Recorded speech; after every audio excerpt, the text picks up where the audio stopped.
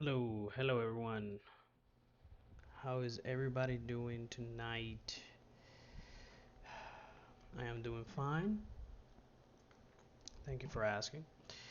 I was supposed to have a game tonight, but of course that didn't happen. Some of my players were a little busy. We were actually going to not start, but it's more like a one shot of Tales from the Loop game, but using the Cortex system, Cortex Prime by Fandom. So I made a hack of that, just very simple. Um, I didn't want to create like an entire game. I just wanted to create a hack and then just throw it out in the world, see what would happen. But anyway, so I'm by myself tonight. I We usually get together on Thursdays, as you know, Table Talk RPG to talk about things RPG related. If you didn't catch our last show, please do so. It was fun. It was a little bit. We kind of went way high in the RPG theory at that time, and I don't know what happened. I don't know. I think it was the conversation the way it led to. We didn't plan to do that, but that's what happened, and it was fun. We actually had the famous Mr. John Harper join the chat and actually talk with us through the chat on Twitch, so that was pretty cool. We kind of, as we tend to do, we kind of disagree with everything. So we disagree with each other, and we disagree with Mr. Harper to some extent, all in a friendly discourse, just to get conversation going. And it was really good. Really talked mostly about what defines a game now, right? In today's world, uh, in the years, in the decades of games and how they've developed and how they evolved, I guess, throughout the years and the decades, and to the point that sometimes board game and RPGs, there's sometimes a lot of designers nowadays blur the lines between both of those. But anyway, it was a good conversation, a little bit weird for a Thursday night, but it was interesting nonetheless. Anyway, so I didn't want to. I was gonna do the game. I'm actually gonna stream the game. I think, unless my players decide not to do it last minute. And but what I'm gonna do instead now is I created a hack of Cortex. If you can create a hack of Cortex, I don't know. I just like playing with it because it allows me the creativity and uh, imagination run wild without actually breaking the system, because you can't really break Cortex because there's no balance per se. As long as players have enough dice to roll, then technically it should balance itself out. In terms of mechanic wise, core resolution wise, right? Everything else, to me, everything else is fair game. So what I'm gonna do is what I'm going to do is like a Notion. So I'm going to talk a little bit, and then we're going to use Fari. So Fari.app by RP. If nobody has looked at it, totally recommend it. That's what we're going to use for our Tales from the Loop game. And if you catch our Brindlewood Bay run by Savvy on Tuesday nights, that one I believe they're using Fari too. So that one's pretty cool. What is up, Savvy? How's it going? Yeah. Am I hearing myself okay? I don't know.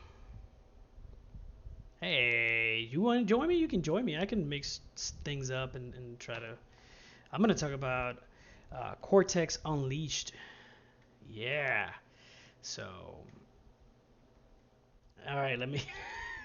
I'll get to it. Give me 1 second. So I'm going to switch over. I'll BRB.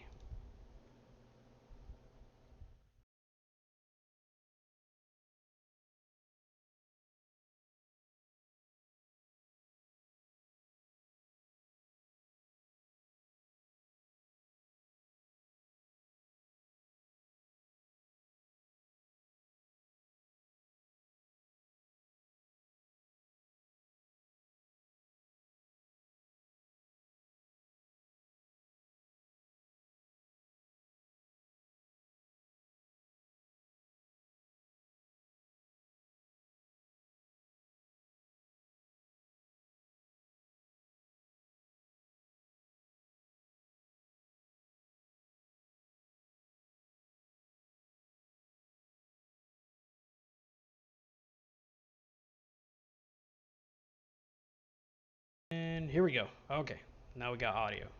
Awesome.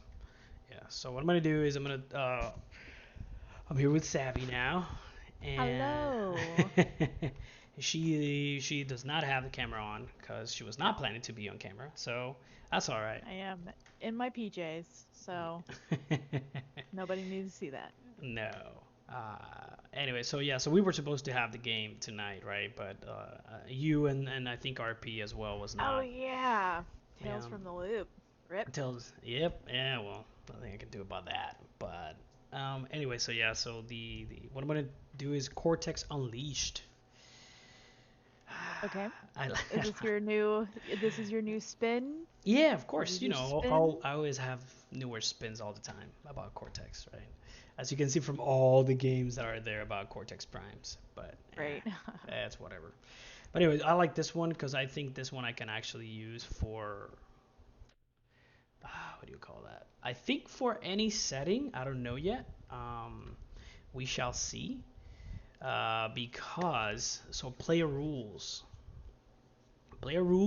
Of course, as any Cortex game, you have to start with the what trait sets are you gonna use, right? So distinctions. I have the hinder X effects, of course. I'm still debating if I keep that one or not. I think I will.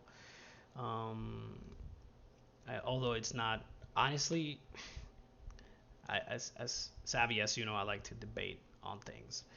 Right. And book says the distinction they need to have hindrance effects so that way it has the meta currency flowing back and forth. I just Right. Right. I, Right. I just don't think it's needed, but that's a very very very personal opinion.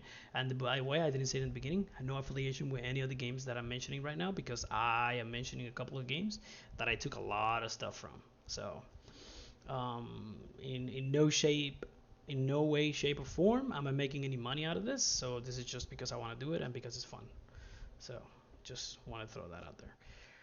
Okay, so distinctions, of course, when you use those, each distinction, because we don't have that many skills, it's only going to highlight one skill, and then you're going to step that up one die type. And then you're going to have the descriptor. I took this from Numenera because I think it is absolutely wonderful.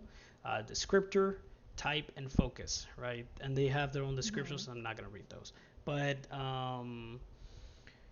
so I think these three types of distinctions, I think describes very, very, very well any type of person or PC in any type of environment, right? Yep. So I like those. So I'm gonna put those. I'm gonna leave them there. And then what are my prime train sets? Yes, distinctions are not. All right, a lot of people are gonna fire at me for this. Distinctions are not a is not a prime set because distinction is gonna work 95% of the time. Yes, I've said this on camera and now I'm being recorded. Yes.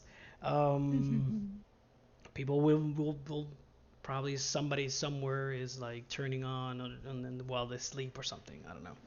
But yeah, so they are not a prime set because 95% of the time is not 100% of the time. So that's Right. because that's what a prime set is. You roll 100% of the time, you have to use them. So Right. what You are gotta always choose one. Yup. So prime sets attributes. I use strength, agility, wits, and empathy. These are attributes taken from most, if not all, of Freely games, and I think Coriolis uses it.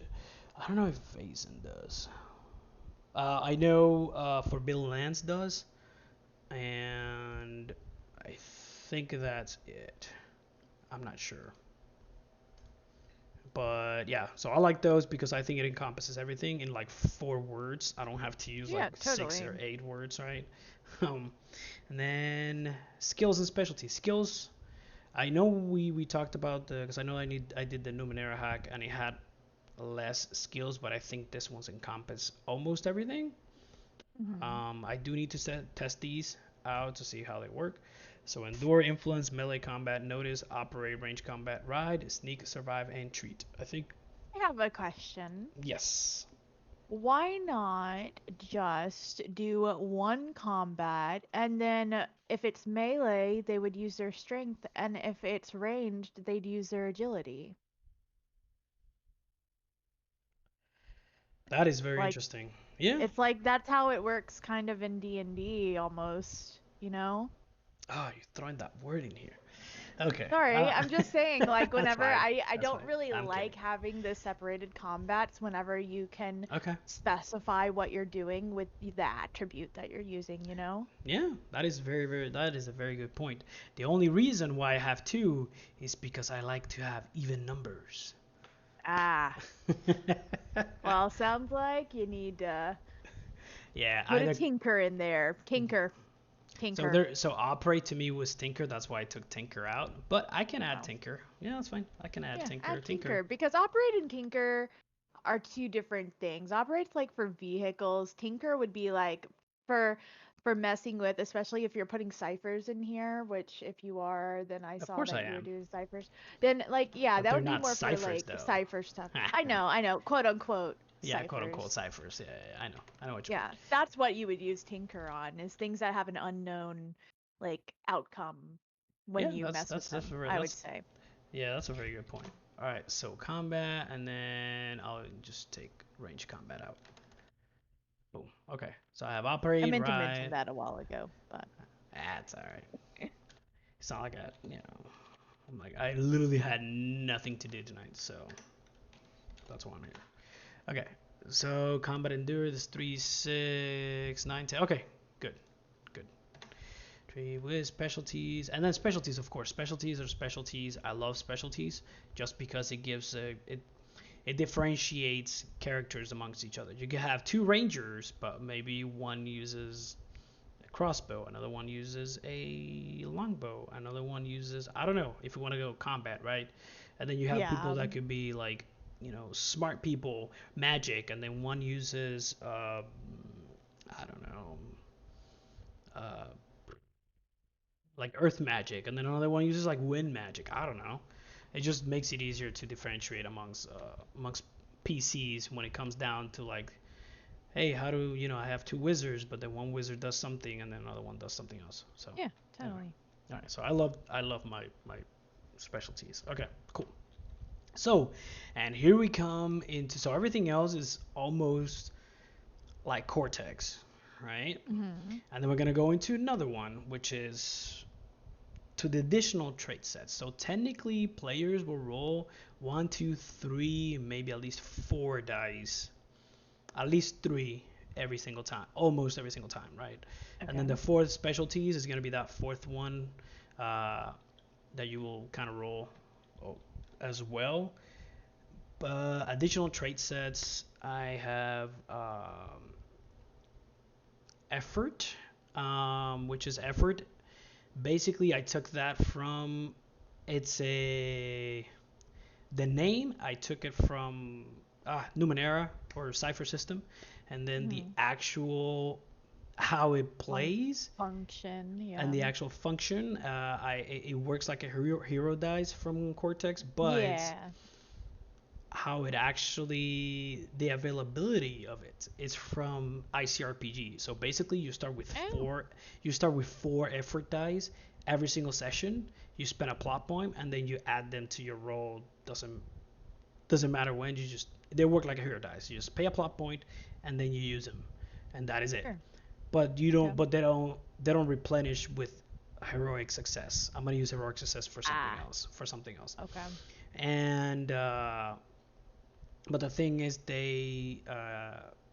so every session you're always gonna have four, and you can use them however you want.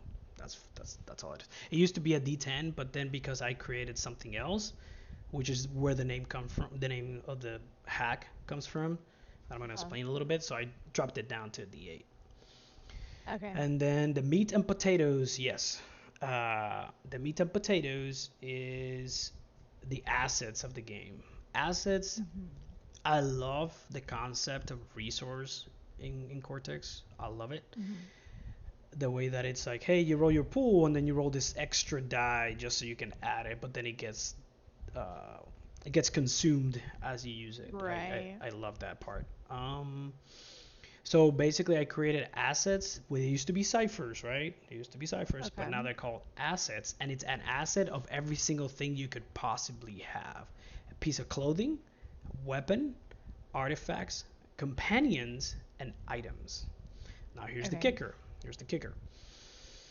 The when you create a character, you have your distinction, so you have your character concept. So if it's something that is normal for your character concept for your character to have, then it is not an asset, right? If you have a let's say you're a ranger, let's go back to the ranger thing, right? If you're a ranger, then if it's, of course you have like leather, armor, or like a longbow, or if you're like a policeman or like a cop, of course you're gonna have a gun, you're gonna have those kinds of things.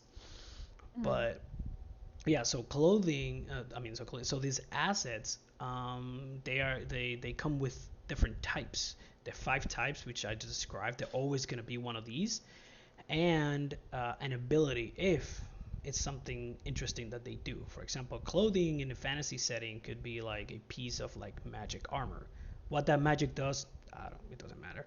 You put an ability tag on it, Mhm. and that'll give you the same as I did with the cipher. So you kind of figure out with the GM like what it does. Like you try to use it for something, and if the GM says okay, then it's okay, right? So the clothing, it works kind of that way. Weapon, same thing. The only thing is you cannot have they cannot be the same thing. So for example, if somebody gets a clothing, a piece of armor or piece of clothing, it cannot another person anywhere cannot have the same. So they have to be unique, and that's what makes it Okay. an asset. It's because it's unique.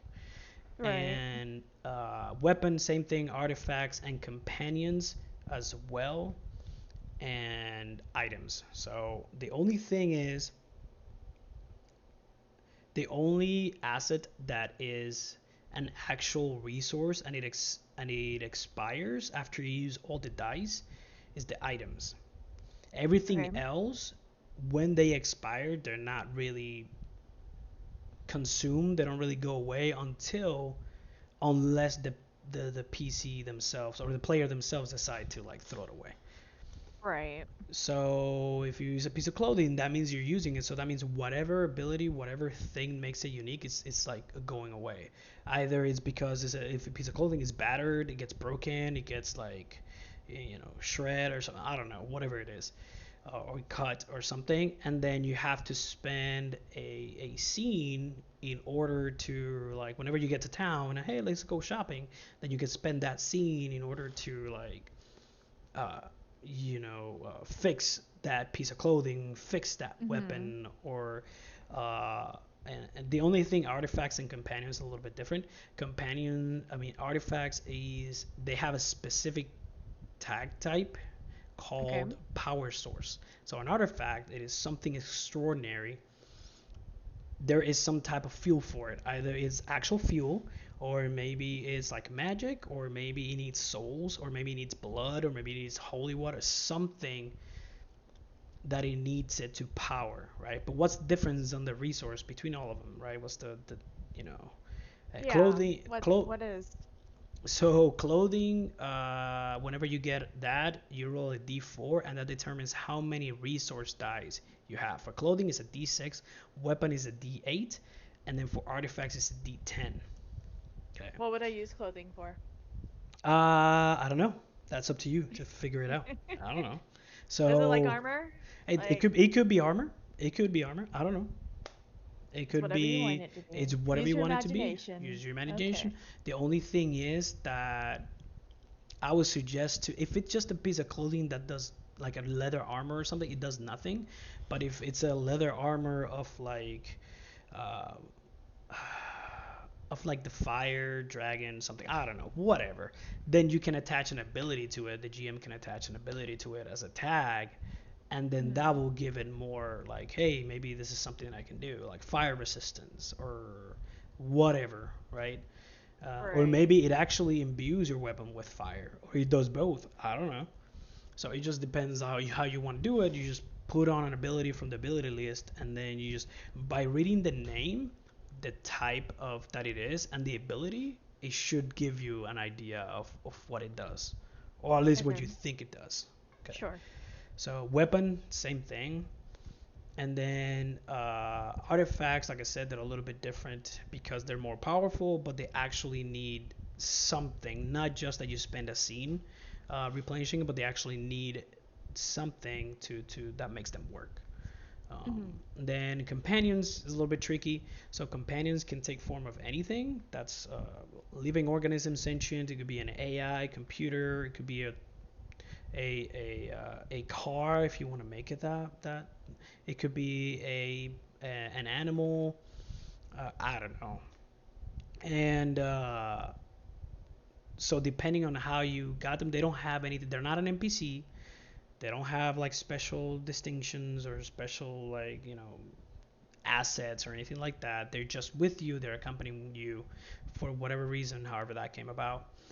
And then you roll a d4 and it determines how many resource that you get. Now, GM is going to decide if it's a from d6 to a d10, depending on what kind it is. Like if you have a card that Mhm. does everything, then it should probably be a d10. If you have like a wolf or like a dog or something, then a d6. If you have like a horse, maybe it's a d10. I don't know. Whatever it's appropriate, and whenever you include them in your action for something, then you get to add that resource die. Okay. Yeah, right. That makes sense. Yeah, so how once it's spent though, then the companion is unavailable, right? And you have to figure out how it became unavailable, then that's how you get it back. Maybe you got a hireling and hey, they did this enough of jobs for you, and they did so many jobs for you, and they're like, no, I need more money, so now you have to pay them, right? So you have to spend a scene, maybe you don't have any money, or maybe you do, and then you can just replenish. You roll a d4 again, and then it tells you how many dice Mhm. you get. So it might be a little bit tricky. That's why I need to kind of test this. This is just all from theory, so just throwing it Right. out there. um but yeah, so that's the companions a little bit tricky. But I wanted to include companions, they don't get any love. So, and then items are just items, like your basic potion, your drink, your pills, your whatever it is. And but in this case, because it's only D4 resource die, you get to roll a D6 to determine how many D4 resource dice you get. Big, Okay. yeah. And this one's once you spend them, they're gone. Like they don't come back. Not like They're the other not ones. gone. Yep, Right. yep. Right. So that part, so I took the cipher stuff that I created for my Numenera hack and I kind of made it a little bit overall for everything. Okay. And yeah, it needs to be worded better. I know. Don't care. All right. Okay, conditions. Yes, and unleashed. Actually, I should put here unleashed. Let me write something. It's called the unleashed die. Okay. So conditions. I'm gonna use the shaken and stricken mod because I've never used it before, but I'm using it here because if you do something doesn't matter what setting you use, the attributes are always gonna be the same. So you don't have to keep coming up with like different types of stress. If that makes Right. any sense, right? So because you're not coming up, oh my god, I'm playing in a horror game. All right, well let me see if I can come up with some stress. That was like, no, you can just use the different shaken and stricken mod, and you're done. You don't have to use that. So, Okay. um, but yeah, so once you lose some of those uh, attributes. You don't need to change the names, but I do change the names. Just makes it better. Strength to weaken, from agility to broken, wits to stunned, and then empathy to lethargic. That's a big word. Took me a while to find that one. And okay, so unleash die. A lot of people are gonna give a lot of response to this, but I don't care. I mean, I do, but I don't. Is it broken? Is it broken? It's gonna break It's it broken, isn't it? because It's it's broken. unleashed die, right? It's gonna break it. Of course it is. So basically, every time you get two conditions have to happen: heroic success and something really really cool that the table agrees to. Okay, it cannot is not just by heroic success. Okay, so once those things happen, like if you describe or do something that's actually you don't have to describe, but so we have Dusk the Rug and Rogue in our chat. It Ah. can't. He says that it can't break it. I was like, oh, it will. So here's the thing. The If it's something cool that the table thinks it is, but it's also heroic success. You gain one unleashed die, right? Yes, the D20 was kind of but I wanted to include the 20, but then I realized that it didn't actually fit. So you gain a D12, only one. You can use it for any type of role at any time during a session without spending a plot point. Okay? You can share it with each other. You can share it in the other people's role whenever you think you want to use it, right? And this is where people are gonna go crazy. It's going to explode. So if you roll a 12, you get to roll it again, and you keep adding to your result until you no longer roll a 12. And that's where people are gonna be like, "What the hell are you doing?" Because they don't like when dice explodes in Cortex. But you know what? Well, I think this isn't Cortex. This is Cortex Unleashed. Exactly. You gotta unleash So the dice. of course, that's all it is. You can unleash the dice, and then instead of making every single dice explode like Savage Wolves, which is where I took it from, or what's the God Open Legend? There we go. Open Legend, which all dice explode. Doesn't matter if it's a D20 or whatever. You can have one roll that's 100 and something. It doesn't matter. You roll all of them. So but yeah, so I said D12 because I think D12 is pretty cool. It's a pretty cool die. That I agree on. So, but yeah, so the only thing I have to include here is that Unleashed die does not cost a hitch or a potch or any Okay. of that stuff. It doesn't, because then there's no point in having Unleashed die. So whatever number it is, you get to add it, even if it's a one. You get to add it to the result, and then yep, yeah, yep. You if it is, I should probably clarify that. Thank you, Dusk, for saying that. So it is spent. Once it's spent, you have to regain it again by doing heroic success and doing something really really cool at the table. So Okay. yeah, Cool, yeah. cool. So it has to be, and you can only have one. Each player can only have one at a time. Yeah. So actually, in that one at a time, it's actually from ICRPG heroic coin.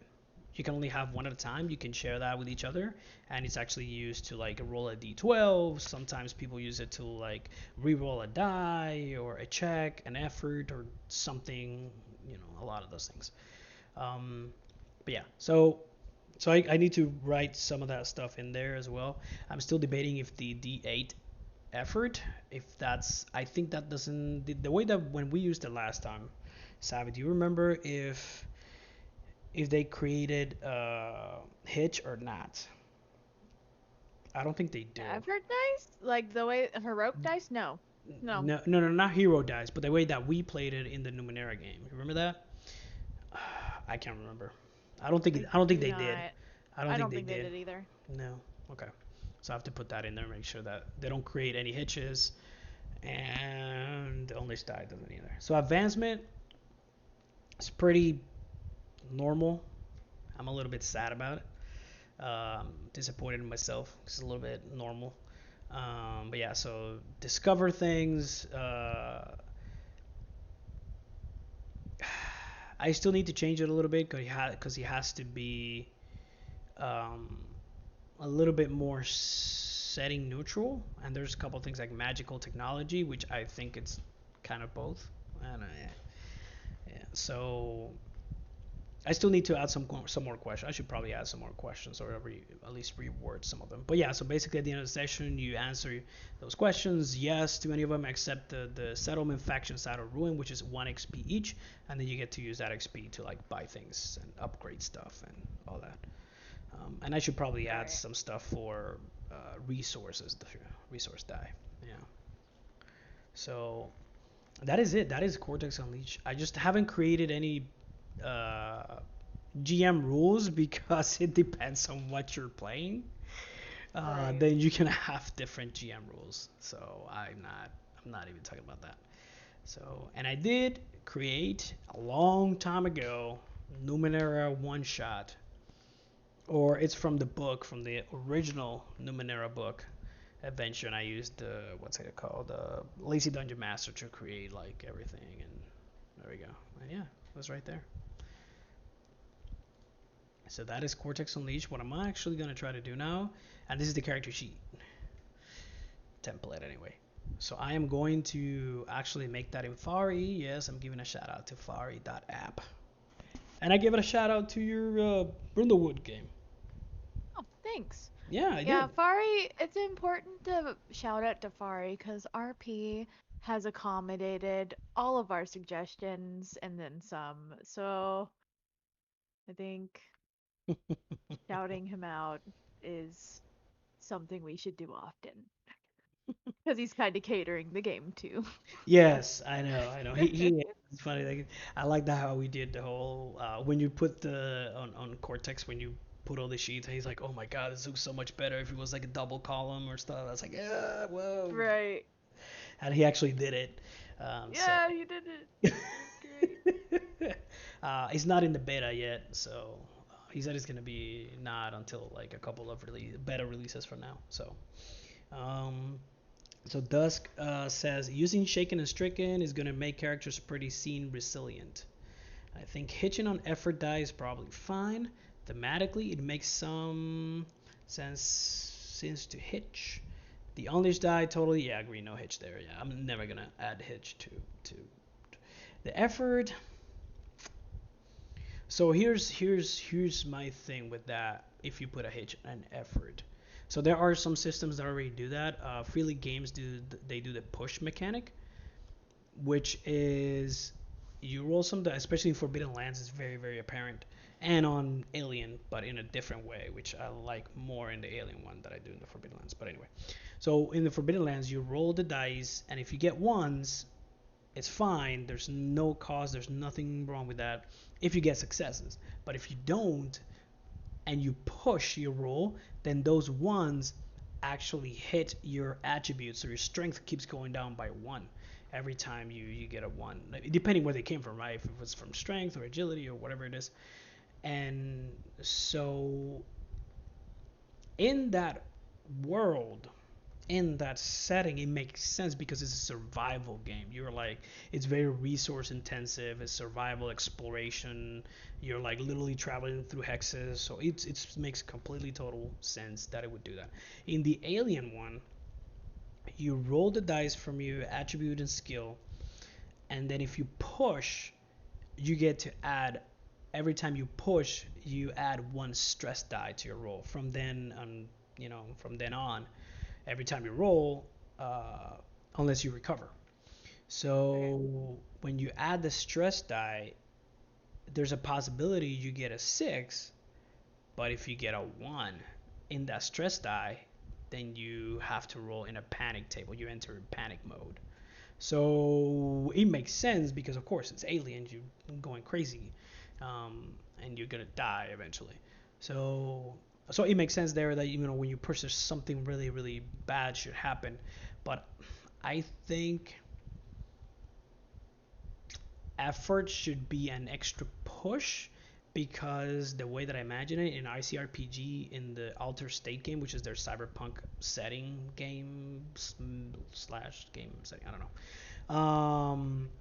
They have what's called search dice, and search dice is a D8. You got 4 D8s, and you use them for whatever you want, for any type of roll you want, for anything, anything that requires a check, an action, or something. You can roll the die to give you a boost, and you can spend more than once every single time, right? One after the other. So, and that to me was when I thought of effort. That's to me what it was. Not just something that, hey, if I fail, because I put in effort, if I fail, then I'm going to get axed by it. That was my thought process behind it. It is literally something you can actually, it helps you, not to hinder you in the long run, but to actually help you. That's all it was. Right. But I see the point. I see the point of hitching on effort. Um, but yeah, I don't know if I'm going to do that. I don't know yet. I have to play it. I have to test it out in order to play it. I mean, in order to see if it works. So The let me go to the Fari.app. Let me change it over here. Boom. There we go. Okay. Cortex Unleashed. All right, so let me do this. Hey, if anybody wants to go to Fari, here it is. You can see it. It's pretty awesome. It's pretty cool. You can hey, build an oracle now. Yeah, it was only fate die. Now you can use dice pool. Like it has all the polyhedral like D100, and I think he's actually gonna try to bring in like actual cards, like poker cards. So that is even awesome.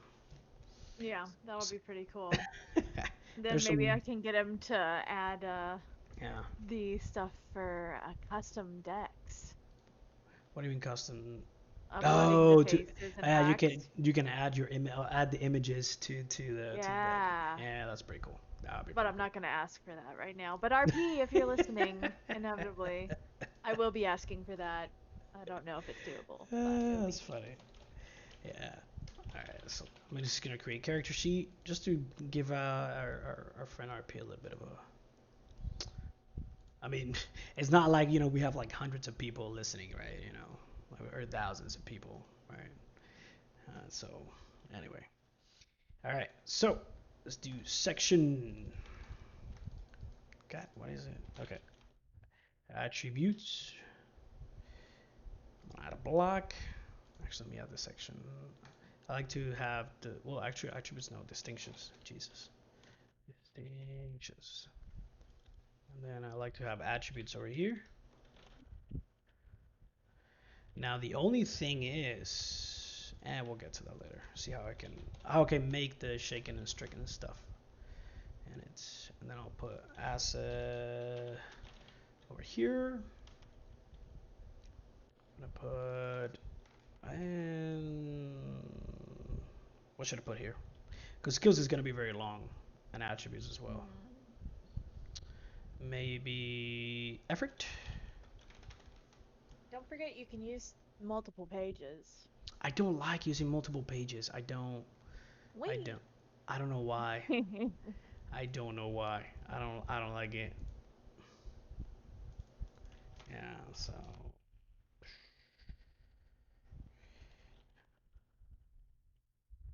yeah. I the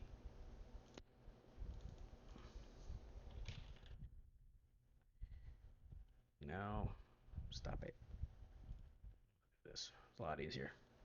So I've thought about using multiple pages, but the point about when I create a Cortex game, I don't like to have more than one sheet. Unless it's Yeah. absolutely necessary. When I play games that are like in sci-fi where you need like stats for like a ship, then that's definitely it. You need a second sheet for that. So, but if not, then I don't like to use them. I don't. So I'm gonna add a block, and then I am going to duplicate. All right. So I'm actually going to open up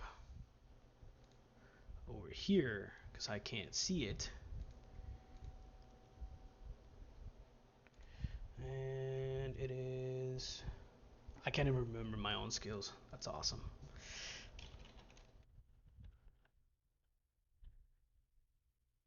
So, are you excited about your? So, while I do this, because this is boring as hell, why don't you talk to us about your Brindlewood game? It was an update on Oh, that because technically yesterday, I mean not Thursday, I talked a little bit in the beginning about the whole Thursday. It's not a fiasco, but it was like it was too much of RPG theory for a Thursday.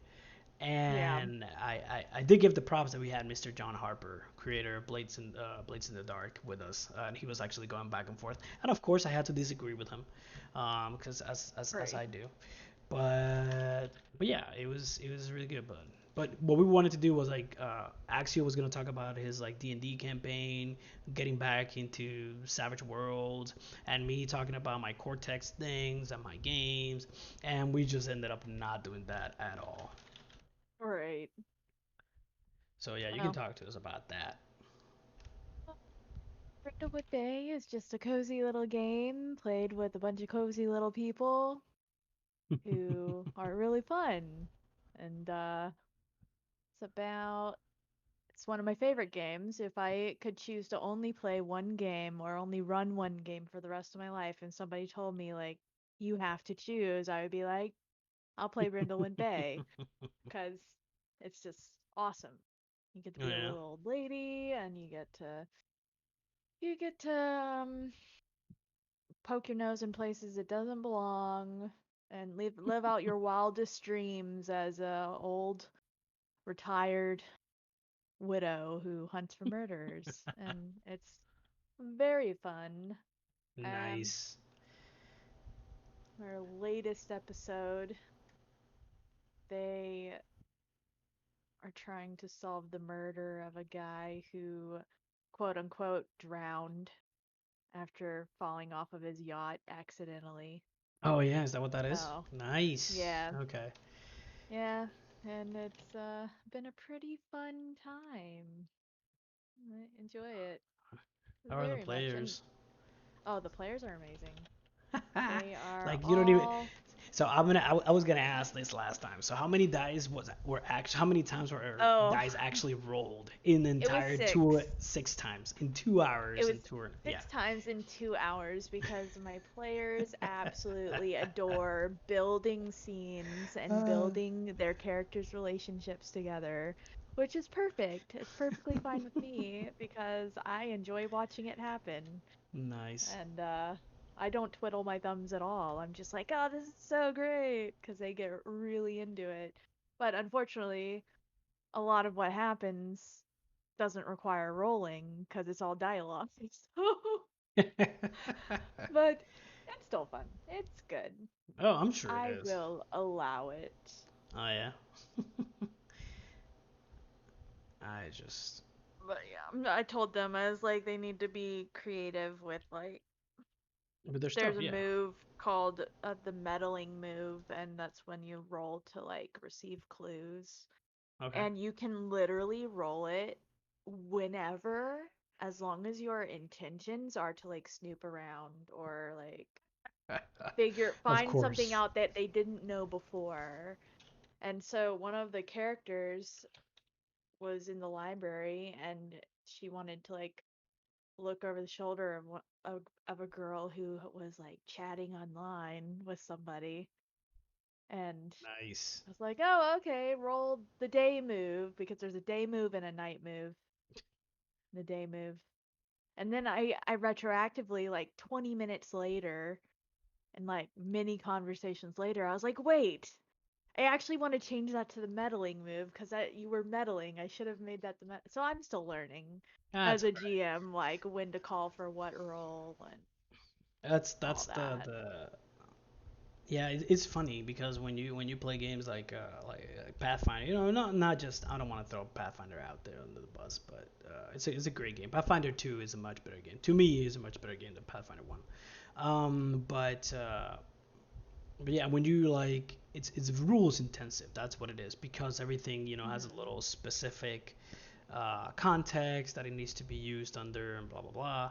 So and then when you come to this, um, you come to the other spectrum, what is like rules free, right? You just have like specific prompts that you can use and stuff. Then you're like, Hmm. sometimes you forget or you get used to one thing. And I've played in games where GMs come from the rules heavy end to the other, and they what do you call that? They're looking for everything, oh no, well you can't really do it because there's not a move that says you can. And I'm like, wait, Right. what? So it happens, right? It's just it's a way that people how they get used to things. Yeah. Yeah, it was I don't know. I started with D&D fourth edition, so oh yeah, and then went from there straight to Dungeon World. And I I have told not what touched any D&D. so the when I was playing what's it called?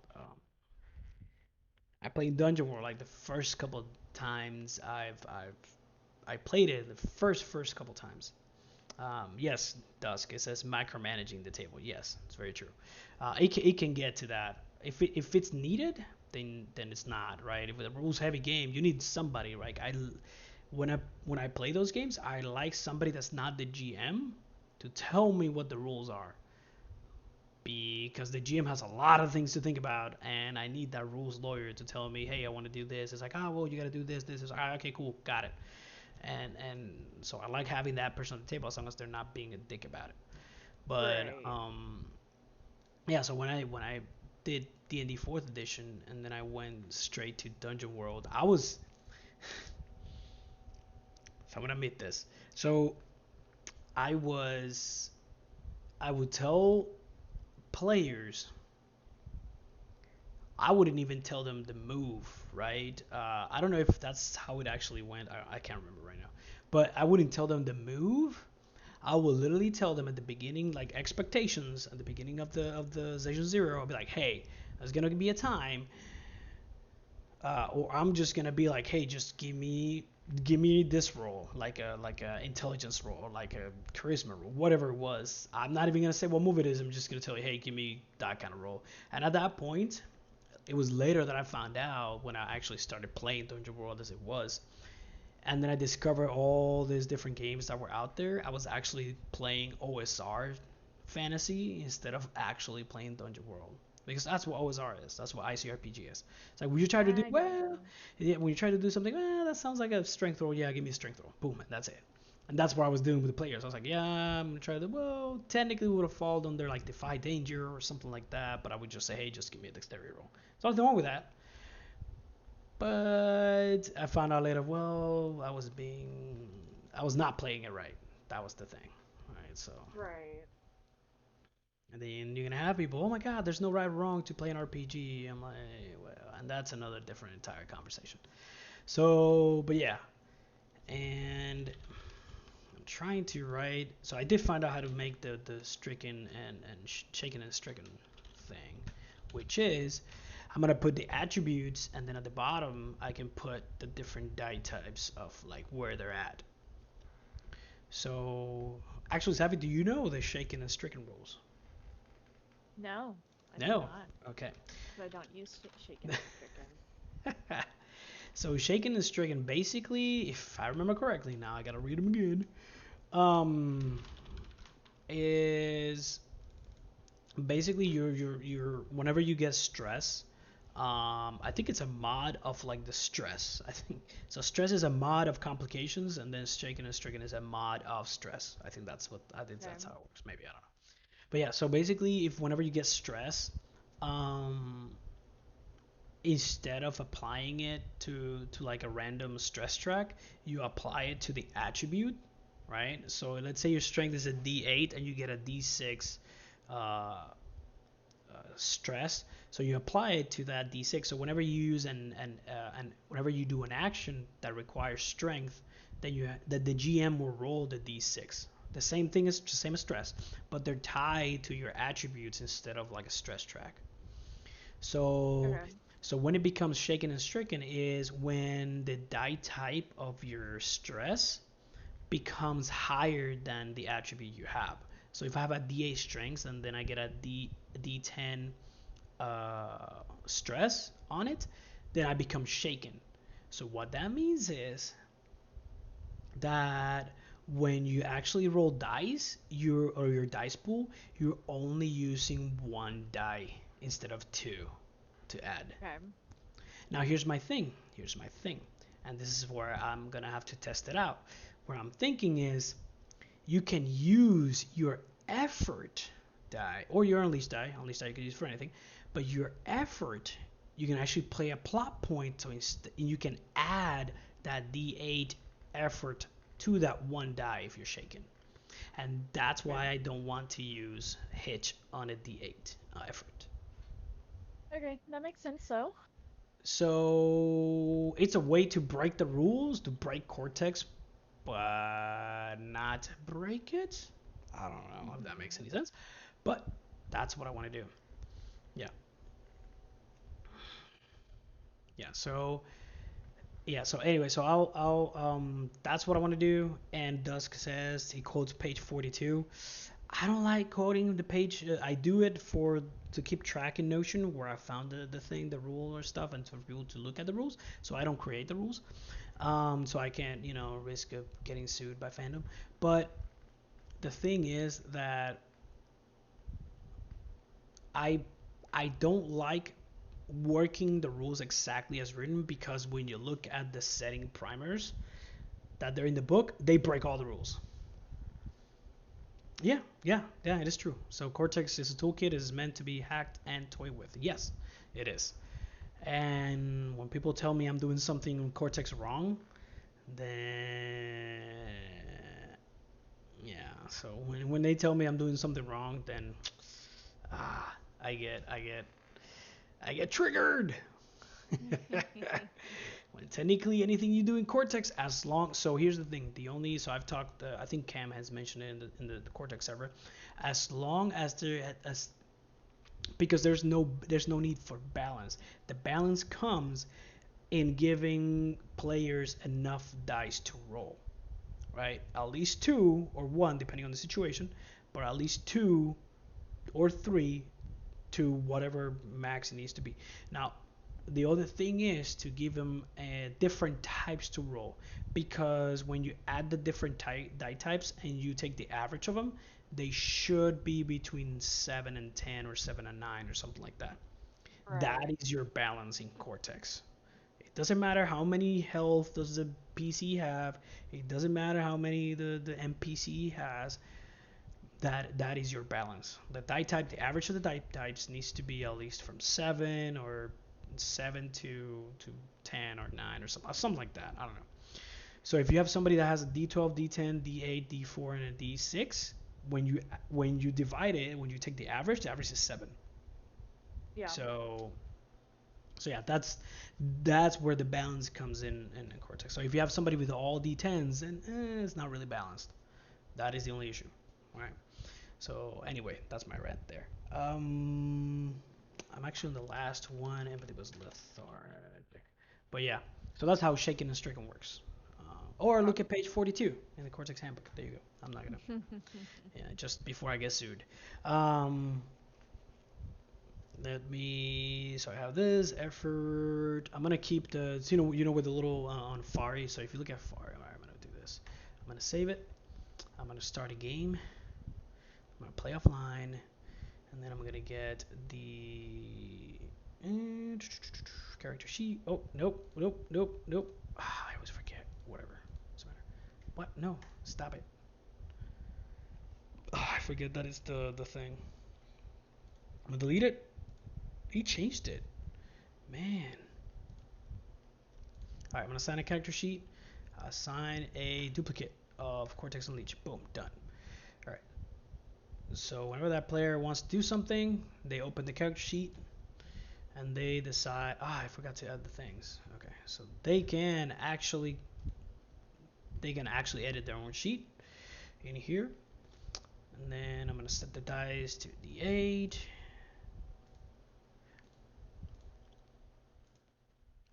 I was actually one point in time of me trying to like hack Cortex and try to do something.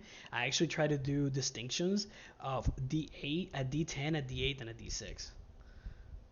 I'm pretty sure people will No. go nuts if A, I do that. a D10, a D8, and D6. Yeah, for distinctions, people will go nuts. I mean, it would make sense that a part, like something that is a part of you, would be stronger than maybe There you go. another quality that makes you up, you know? Yep. It makes sense, you know? But hey, I don't know. There's some things you just don't do. So anyway, so this is what I use for my hero coin. I don't know if I can try to get RP to, hey, if you want to name this, can I name this? Yeah, that Right. would be pretty neat if you could name it, And then you I could know? just have that be the unleashed die, because it's like very important. Oh my God, you have an unleashed die, you can use it, and whatever. Yeah. And then have the plot points somewhere else, because they use plot points here. You can use the plot points here, or you can have more than one. That would be great too if you could have more than one. But anyway, yeah. So basically, if you want to roll, God, I don't want to do that. Okay. So if I want to roll, I get to add whatever die I want to use. Make sure that it's pool. It's very important that you click that it's a pool die. Oh, he added the cards. Look at this. Well, I'm actually using the beta. You see this? Oh, are you seeing the stream or no? Where? I see. Ah, he added the cards. I'm gonna add it. Nice. Whatever. All Next, right. he needs to add a Jenga tower. See? Boom. It's a card. It's eight of hearts. Look at this. And then yeah, so make sure that you look at the pool, and then the pool tells you what die. If you don't, you hover if you want to, and then what you got on the dice. That's a horrible roll. It's horrible. All right. Yeah, so that's how they work here. Or you can actually click your own. Make sure that the pool, if you're using Cortex for this, right? If anybody's gonna use it, make sure the pool is always there. So that way, when you go to your character sheet, you can click this. You can click that. Let's say we use 3d8s, whatever, and then you can just roll it, and it's gonna appear right there. It's awesome. Yeah. Yeah. I don't know why. Oh wait, give me a second. Let me see this. Yeah. I don't know why I'm not rolling for the how am I not rolling for the thing for the character?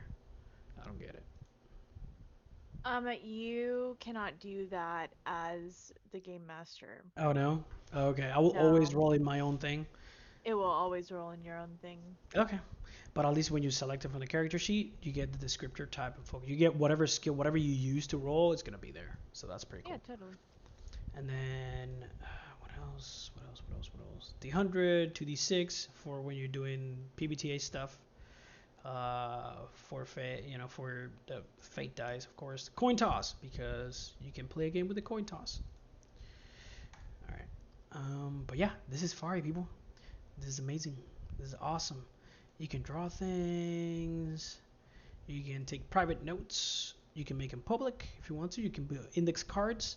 And I think there's a lot of stuff you can do with the index cards, but I haven't actually gotten to like play around with them. You can add sub cards, so it's cards inside of a card. It's an index cardception. That's what that is. Yes, I said that live. Don't care. YOLO. So yeah, so you can build cards inside of cards, which I think is pretty awesome.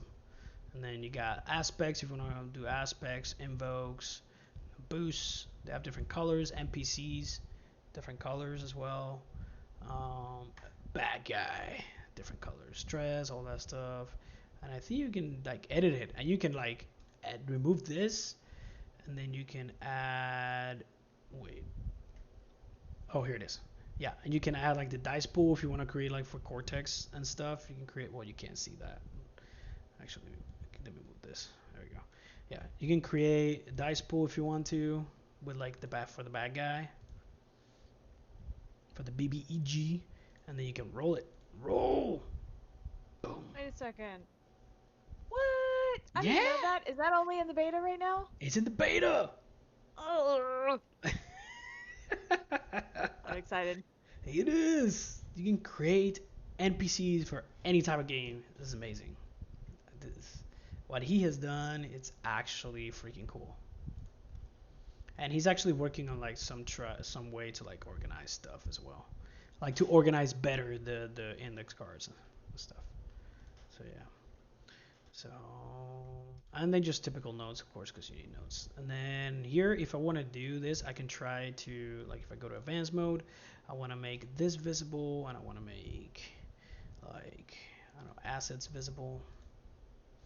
Then I can select them from here, and then roll them. Well, I will roll them, but the player would roll them. Yeah, yeah, it's actually pretty cool, and it's all free. That's another. Yes, and Yeah, forever free. it's gonna be forever free, forever free. Yeah, Forever. unless he wants to like, you know, I want to get paid for this, damn it, and actually create servers because right now there's no way to um Like have a login. You don't have a login. So it's yeah all you don't have a saved lot. in your temporary internet files. Yeah, yeah. So I have Mr. Lin actually once he's joining us on the Discord. What? Mr. Lin. Hey, Hey, what's up? Hey, Yeah, yeah, yeah. I'm just how's I'm it just going? I'm just I BSing right now. I'm usually just mute. Yeah, sorry, I had to mute the stream. Oh yeah, it's very disorienting. Yeah, it's like, why is the uh, double audio? This is bad. I'm just talking about Fari, what we're gonna use, and my Yeah, Cortex. I'm Dust the Rogue. Oh, you're Dustin Yeah, Rogue? Yeah, of What? course you are. Of course you that's are. why I changed my name on. But now you gotta keep. Okay, now I'm putting faces. I'm putting like voices and Yeah. faces to names. I'm like, okay. I'm like, yeah. Cause then you said check Discord, and I'm like, wait, but Lynn sent me a message. Wait, what? Yeah, dude. I'm like, I'm having this nervous breakdown live right now. It's the same thing. Remember, It's Savvy, fine. when we were actually talking with like Mr. like Cam Banks alive in the chat, and we're like, I'm like, what are you Yeah, talking about, man? we didn't On know it stream, was yeah. him. I didn't know it was him, and then they're like, hey man, and they're like, yeah, this is me. I'm like, oh Yeah, crap. he was like, "No, this is me, Cam." He's a pretty good guy. He's pretty chill when he shows up on Oh, the Knight server. is Yeah. asking if you're muted. Did you No, mute yourself? I shouldn't be muted. No, am I muted? I don't think so. I don't think I am. Am I? Just keep talking real quick. Yeah, well, all that I can do. All right, Oh, you're so, totally muted. but I You're wasn't, muted. right? I wasn't. Oh, No, I can't hear you at all on my the God, stream. don't tell me that I've been talking and no, but Dusk, You're on you've been able stream. to No, hear me, right? it hasn't. Oh wait, Oh, he says it's me, not you. But then why can't? Oh, my tab's muted. oh my God, you guys are gonna drive me nuts. Okay. I'm literally talking to myself. I was like, God, but I'm like, but yeah, but Lynn, you were answering me, so you could hear me fine. So okay, Right. okay, all right. Thank you. Really, I really think you're too hard on yourself about Cortex there, Ghost. Well, I don't think that but what here's you the try to do to it is so game breaking. so here's the thing, because I've done so Knight's his headphones were silenced. Well, yeah, it tends to happen. So the thing is, in I put up things like this in the Cortex server, and sometimes it's been shut down so hard because. So here's my thing. Spoiler, Here's my thing. man. Here's my thing. In their defense, in their defense, or is it my defense? I don't know. They've never played any of the games that I've been trying to port over to Cortex. Yeah. So I don't know if it's my defense or their defense, but when I put something there, they're like, "Oh no, well, if you can do this is better." Blah blah blah blah blah. And I'm like, "No, no, no." But I'm trying to emulate this experience that this other game brings, and Cortex gives me the ability and the toolkits and the tools to use, and will be able to do it. So that's what I want to do because, oh, why don't you? And the question always comes up, why don't you just play that game? I'm like, because I like the Cortex mechanics resolution better, the action resolution better. I have So fun throwing a pool of dice, right? So yeah, sometimes rules in isolation for anything can be a problem, right? If you're just yeah, looking at the yeah, rule as a uh, mechanic and you're not looking at the context. yeah, I mean, exactly. mechanics in RPGs are trying to invoke an experience, Yeah, like the but Unleashed die. Like that's an experience. yeah. So the thing is, when I do the some the people, the players or the members, and this is not to talk bad about anybody, but the members that actually that know and have played the games that I brought it from, they were like, huh, that's actually pretty cool. And I'm like, Mm. thank you, made my point. But that's the thing, and it's fine. And some people have been very very very like helpful and like, hey, if you're trying to do this, maybe you should try doing it the other way, or because I wanted to make some mechanics, and they were like, well, if it's for everybody, might as well just make it a rule, and that way it doesn't get people confused. And I'm like, yeah, that's a good point, got it, okay. So that's why I'm trying to look at the actual rules instead of like, hey, if I'm gonna break the rules, might as well use for one instance, might as well just make it a special effect, right? So, um, and I don't, and if you can see from my games, I don't like to use as effects. I don't, because I don't. That's a lot. They're a lot of work. They are a lot of That's work. They're like stunts in Fate. It's a lot of work. And when you want to only run one shots, like I could get Hmm. getting them together for like a campaign, and the characters can build on the SFX over time and stuff. I totally get that. Hmm. But for one-offs, like it's just And not that's worth the it. and that's what I did on the, I forgot to mention it, on the distinctions, right? I like the concept of Fate creating stunts on the fly. Like, hey, I want to try to do something, but hey, I don't know what to do. Hey, maybe you can make a stunt out of it. And then you can create an SFX on the spot by the simplest way. Pay a plot point. Pay a plot point, and you'll be able to do this, boom, and that is your SFX for that whatever specific distinction it falls under, and boom, it's done. And that way you don't have to create, because I don't like giving menus. That's what a lot of the games Right. do. They just give, hey, you have this, you can use this distinction, and then this it'll come with this SFX and blah blah blah. And I'm like, okay, and that's fine. It's just that I don't. That's not my style. I would say I don't know. I don't like creating a menu for people to choose from. Although I can get the appeal, it's a lot easier for people to get the game going if they have a menu. Because I can say, okay, I'll pick this, boom, let's go. That's Yeah, Right. I totally get it.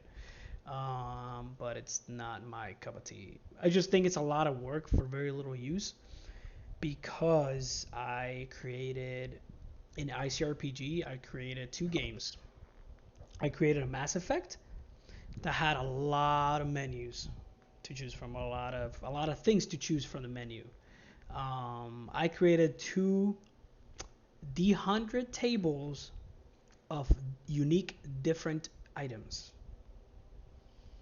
like weapons, armor, and they would do different things all the time. Give different stats, different boosts, different things like armor, like fuel for vehicles, like just for ships, blueprints, anything. It was ridiculous. It took me a long time to do that, and and then it came to a point where I was like, is it really needed? No. And also, I created, hey, you're gonna pick this race, from the Mass Effect universe, and it's gonna have this things attached to it, and then you're gonna pick this class, which is gonna have all these things attached to it. So I created an entire game, and it was a lot of work. It was a lot of work, but eh. So I don't. I've kind of like not want to do that. I might as well just play with in another game that actually has it, and that's great.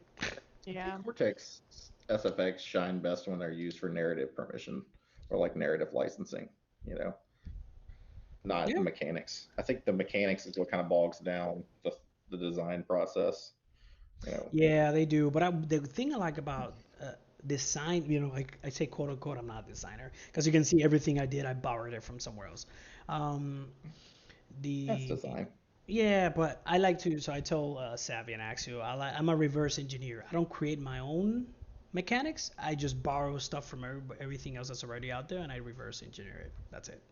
Um, The secret is the everyone else is doing that too. Hey, there you go. Right? Even the designers. Even the designers actually design it. Yeah, that's true. That's true. But anyway, at least I can't. I don't know. I'm not a publisher. How about that? I'll go with that. Not a publisher because I haven't published anything. There you go. Um, Yeah. and I don't think I ever will. So yeah. Anyway, the the thing I like about Cortex when you design things is mechanics wise. Like I said, you can create anything and it's not gonna break the game. Yep. I remember I put a comment way back in Cortex. I said, "Hey, I want to use this as effects," and people were saying, "Oh my God, there's so many things." And I think I think you saw it, Lynn, if I'm not sure, if I'm not mistaken.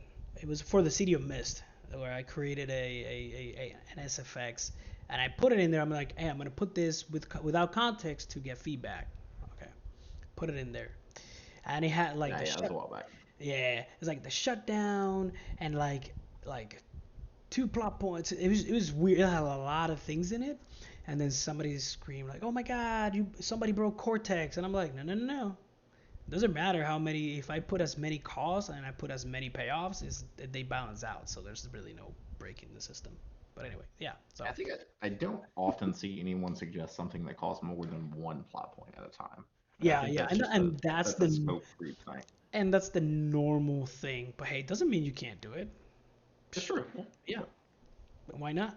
Um, but yeah, but usually the plot point is like the main thing where you, hey, spend one, get one. But if I spend two, hey, what about if I spend two, I get three? Hey, maybe there's one free in there. I don't know. Get three things. I I spend think two if you plot. have a if you have a spin two, it almost needs to be something that's like a rule for the table. Hmm. because otherwise everybody needs like a spin two or a spin X ability to really even things out Yeah, yeah, yeah. If it's something that affects access everybody, then it wise. should be a table thing. Yeah. Yeah. So But we run into trouble is if, you give Bob the Fighter a 2 point spin and you don't give the wizard anything or something to that effect. yeah, That's yeah, where you run into trouble. So you yeah. get back to that. It's a lot of work to create those mechanics for every single player at the table. Yeah, so that's what I like that's why I like the fate stunt system where you like create them on the fly. It's like, hey, I would really want to do this thing and this thing in like in I, this I scene. like Like, some. hey, just create it, spend a I like plot that point. idea of generating on the fly. Yeah, and I then even like the idea of explicitly giving you some extra plot points for session one, or if you're in a one shot, sure, why not? To explicitly build your character a little bit more and flesh them out on the fly, like to give you that permissiveness that says, "Hey, yeah, go, yes, fill in the blanks here. You're supposed to. This is a mid lib." yeah, that's pretty cool. Yeah, I think the Tales of Sadia game. I think you start the game with like 3 plot points, like the campaign if you're doing a campaign, and I think every session, I think you get Mhm. 1 plot point every single session. I like the one. I like the rules when they explain like, hey, just I like the D4. Like you start the game with 3, and the next session you get one. I don't know. You have 1 plus D4 or just D4. I think just D4 sounds cool because we don't get to use a D4 all Yeah. the time. And then D4 gives you this many plot points, and then they carry over from session to session. So, Oh yeah. mhm. Well, guys, I need to tap out because Yeah, that's I'm fine. I'm about to about tap out too. dead. I've been here for an A hour and 10 long minutes. day. Oh, yeah, it's a long time. Well, it's been good to check in to the whole RPG world more than once a week. So, I'll see y'all. Bye. Bye All right, sounds good. bye. Thank you for hanging out. Yeah. So, yeah, I'm actually gonna head out too. Thank you, Lynn, for joining for a conversation. Oh, It's yeah, man. always, Thanks for letting me chat. yeah, I was of having fun. course. Yeah, it was. Uh, I like chatting with you. You give me a little bit of a more different perspective to what I have in mind. So yeah, so I'm gonna change some of the things. I'm gonna take in consideration some of the stuff I'm you always suggested. going to try and provoke thought, right? Yeah, that's what I That's do. usually what I'm aiming for. That's what I I'm do. not aiming for actual criticism most of the time. So Yeah. let me know if I push any No, buttons too hard. no, no, that's fine. Not with me anyway. I'm fine with that. I'm fine with Yeah. it. But because I know where it comes from. So I met you, right? So I know you. I know you. Yeah. You do it from a you. It comes from a good place. So Yes, it um, does. but yeah. So I'll take the effort. But does it make sense what I want to do with the effort? You know what I mean? Not make it a hitch. You know what I mean? Like, Oh yeah, that's fine. yeah, I mean, that's yeah, I wasn't pushing back for any real you know if you can justify a thing, I think it's fine. I yeah, I definitely like the I think it depends on just the experience that you're going for with the hitch is what it boils down to. yeah, I've been yeah. watching the new Lois and Superman series, Okay. and I'm breaking that down into like Cortex scenes and stuff. And the thing to think about is, and I don't, not that I'm a big superhero fan or anything, but just the way the episodic structure works, Hmm. it's good for Cortex. So hitches aren't going to kill your character, right? They're going to provide some kind of story conflict and like extra churn. Yeah, it's just complication. That's all they Add a do. That's all they complication do. or something, which doesn't even have to be. You can go bigger picture with the complication, right? Yeah, yeah, yeah. It doesn't have to be necessarily small scale, like I have a twisted ankle. But a twisted ankle, depending on the story, could be a big deal. But you can go social with a complication. Maybe it's not even Mhm. relevant in the scene, but it gives the player something to move forward to. So to me, hitches just add more to the story, and they're not necessarily as negative as some people. Mechanically, yes, they're negative, but Mhm. a story with no hitches is pretty boring, right? Yeah, yeah, yeah. So yeah, I do get um yeah, okay. I see where you're coming from. And also It's because you don't about kind of building the scene out and like yeah, just giving you more stepping stones to kind of move around in. okay. I see what you mean. That's good to know. That's Yeah, good to know. So also because the yeah. game doesn't really have that many dice to roll in the pool. So four, maybe five or six at the end, you know what I mean? Like it's just So there is a I think chance. that's the sweet spot for Cortex dice Yeah, pools, Cortex really. usually like I like them to roll at least from 4 to 7. Seven's kind of my hard cap. I'm Yeah. thinking for Oh, my hack, I'm gonna limit at 7. yeah. So here's the thing, though. They don't all have to, and that's why I created the thing because technically each trait is gonna have its own, but then a resource, which I think is something I Hmm. should include in the rules. If you have a like the clothing works or if the weapon works and if they all work, you can roll all of them. Like Oh yeah, yeah, I'm not gonna put that limit of like, hey, you have to use one from like every trade. Like, no, I'm not gonna. No. yeah. I want to do less micromanagement on how players build their pool, but I just want to put a hard cap on the end for my Hey, hack so and that then I yeah. define the box that we're playing in, right? Yep, exactly. Yeah. So I do have to worry. Like roll everything that applies, but at 7, like okay, we need to move one. We just need to move forward. Like So you're so trying to kind of expound too much on this action and kind of hogging the spotlight as so a that's player. what I think I need to. So I did the City of Mist one, and I think I need to. So I changed some stuff, and I know that at least they roll 1, 2, 3, 4. I think it's at If you least. change some stuff on City of Mist, I gotta go back. Yeah, I haven't changed it yet. I haven't changed it. But I'm thinking of having do that because the original City of Mist is if anything applies, then you can use it for your power to your modifier, right? So in this Mhm. case, whenever they act, they use one of those distinctions, has 4 distinctions. So use one of those, and then you Mhm. use however many power tags you have in that applies to that action. So I think maybe if I do that on, although not from what I saw in the game that we played, in the one shot that we played, they only used, I think, at least 3, and at the most, it was maybe 5 with that. I didn't even put a limit. I didn't even put a limit. And that's what, because the Mhm. way, not my hack was designed, but the way that the world works, it's Mhm. not gonna allow you to have a lot of things, like a lot of dice to roll in one specific action, right? The way that it's made. So Yeah. So so that I think. reminds me of like how this is going old school. The original like Mage the Ascension from White Wolf Okay, I know what it is, was but I very never played it. Never. it's very free form, right? Which is the kind of theme of current tabletop RPGs is to be a little more free form in your narrative structure and just kind of let players make a lot of things up on the fly. And there's a backlash type system basically where the world, the setting itself wanted to collapse on you whenever you tried to break the box or break the mold too much. And that's just kind of what that evokes for me. Huh. So Interesting. I get that for City of Mist. Yeah. No, but City of Mist is like, oh, it's so good. Like the world, it's so good. It's so I good. like the backdrop, the theme there Oh of yeah. the way City of I Mist works is gotta, yeah, yeah, I have to. love it. I'm gonna run it again at some point. I'm gonna do another one shot, but I'm gonna. I've been asked. I asked the players that were involved that were interested. I asked them if they wanted to do the original 2d6 and or the Cortex version. And I said, and Hmm. I told him, I was like, okay. I told him we can do either or. I don't care, but either were when I because I did run City of Mist originally when it not when it came out, but a while ago I did run. So I ran the PBTA version, and now I ran my Cortex version, and Yeah, it was about the same. It was the same, so not the same mechanically, of course not, but the experience was the same. So and that's what I wanted to do with my hack. It was literally the same experience of them investigation powers, and their powers were used for this, or their like what's it called, their logo, which is their like human side, and that would help them to achieve whatever they're trying to achieve.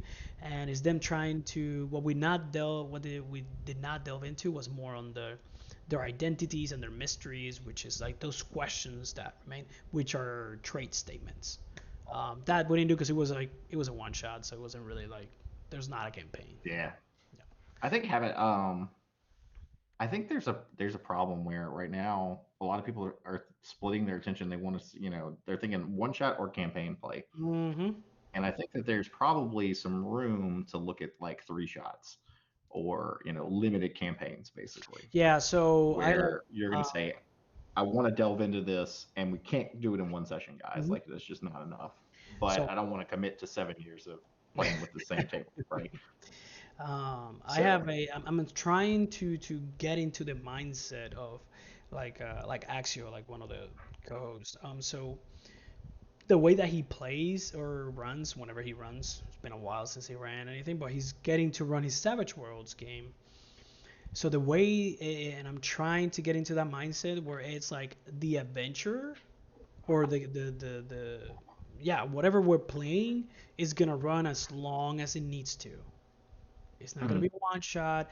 Like I'm not going to decide from the get-go how many sessions this is going to be, right, right? And right. and and I think that's a really cool mindset to have, just because you play and there's no worry of like, oh my God, I need to finish it, or it's gonna happen, or I it's think taking too long. the I don't know. best way to do that would be to explicitly say this is not a one shot, right?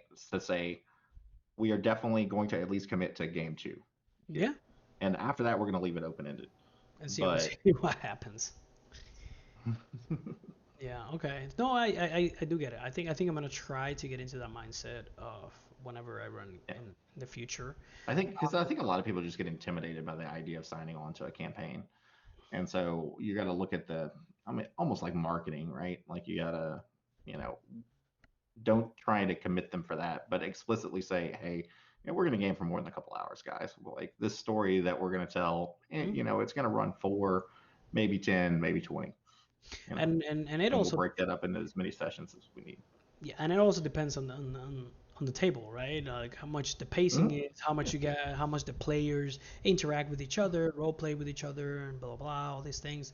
I think that's also another, because I'm in the mindset of, and a lot of people criticize me for this, and my co-hosts included. Um, I am in the mindset of role play needs to have a purpose, right? If your role playing is yeah, you can chit chat and all that stuff, but there needs to be a reason for it. Is it because you don't agree with the decision? Is it because you're trying to find out stuff from each other? Is it because you're trying to discuss whatever's happening next or wherever you guys are gonna go next? Or Yeah, maybe building tension or relieving tension, between each other. Whatever it is, there needs to be, to me, there needs to be a purpose to it, right? That's just, yeah, and that's what I'm looking for out of a tabletop experience is an experience, right? Like we're here to tell a story, a type of story set in genre, and we want to explore that genre. We don't want to just make small talk with every NPC we come across. Like yeah, that's the that's thing. not it. So you have people, I'm gonna go into the bar. I'm gonna have a drink. Okay, so what do? You gonna talk to them? I was like, no, I just wanna have a drink. Right. All right, you Oh, get a drink, and let's move the action to. okay. So you see a fight break out into the thing. These people are hitting at you. You see somebody you might recognize. Like, nope, I'm gonna stay here and drink. I'm like, okay. You know what? Why are Why you here? why are you here in this table? You, the player, not you, the character. Why Yeah, are you the you. player here? So yeah, so it's but again, a lot of people think different. A lot of each experience is different. There's no wrong way to I play. So I think that's about setting the experience for the table that you want. yeah, it's expectations. And being upfront. It's all about the Yeah. expectations. I keep saying it. People don't hear me. Hey, it's about the I don't know how expectations. many players out there are going to find a game where the GM wants to serve them a drink, right? And just Yeah, just stay there and just not do anything. You know what I mean? right. So Yeah. I don't know. Anyway, okay, now I do have to leave. So Lynn, All right. thank you, Yeah. thank you very much for joining me. Oh, sure, sure. Let me know when we're playing loop. Uh, I'm ready. well, it was gonna be today, but you know. I know. So yeah, And if you want to pivot to something else, like I'm open to yeah, exploring anything. so I was gonna So. do. I think I was gonna do, if I can't do Tales from the Loop in like the next week, like if we can't do it next Saturday, we're gonna have to wait for next Saturday. I'm gonna run Aliens. It's gonna be very short. Alien is, well, you're all gonna die anyway, but it's gonna be very very short, very very short. I want to test It's out the maybe mechanics that I talked about on this show here, the yeah. stress die and all that stuff, the panic. I want to test that out. And the game says, oh well, it's better if you don't have to, but it's better if you run it with a map. Nope, no maps. We're gonna see what happens. Right. So yeah, that's gonna be my next game if I can't run the Tales from the Loop. I will run Tales from the Loop. We just gotta actually get our stuff together and just Yeah, sit no, down. life is just funny sometimes. Yeah. I'm not good next weekend. It's Mother's Day weekend, so Yeah, I know, I my know. wife That's why will I'm assuming a lot of people are have not me gonna. if Yeah, and I don't think I will be because other my wife will, try to. also yeah. But yeah, so I don't think I'll do it. If I do, it might be during the week. I'll ask her if I have, if I can squeeze a game during this week. Um, Yeah. but if not, then it's not. I'm not gonna worry about it. Yeah, I'm good during the week. Okay. All right. Awesome. All right. All right. Thank you for joining me. Bye, man. Thank you everybody in the Twitch verse. I am signing out. Thank you. Thank you for joining, and have a good one.